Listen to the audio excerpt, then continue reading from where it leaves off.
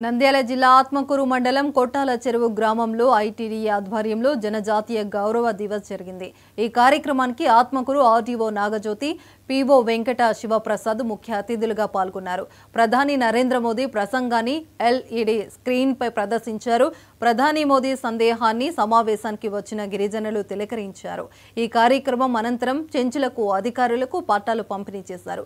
కొట్టాల చెరువు సర్పంచ్ అయిన గిరిజన మహిళ నాగలక్ష్మికి కనీసం మర్యాద ఇవ్వకుండా పట్టల పంపిణీలో భాగస్వామిని చేయలేదని గిరిజన సంఘాల నాయకులు తప్పుపట్టారు। అనంతరం అధికారులతో గిరిజన నాయకులు వాగ్వాదానికి దిగి నిరసన తెలిపారు। సందేశం ఇస్తుంటే మన అధికారులు జిల్లాధికారులు రాలేదు, ప్రజాప్రతినిధులు రాలేదు, స్థానిక మండల నాయకులు కొంతమంది అధికారులు వచ్చారు।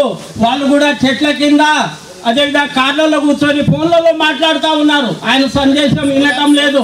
అదేవిధంగా గిరిజన వివిధ చెంచుగూడాల నుంచి సమస్యలు చెప్పుకోవడానికి చాలా మంది వచ్చారు। వాళ్ళ సమస్యలు వినకుండా అదేవిధంగా ఏది లేకుండా ఏదో ఆధార్ కార్డులంట, రేషన్ కార్డులంట, అదేవిధంగా ఇన్కమ్ క్యాస్ట్ సర్టిఫికెట్ పంచుతూ ఈ ప్రోగ్రామ్ ని నీరుగార్చారు। ఎందుకంటే ప్రధాన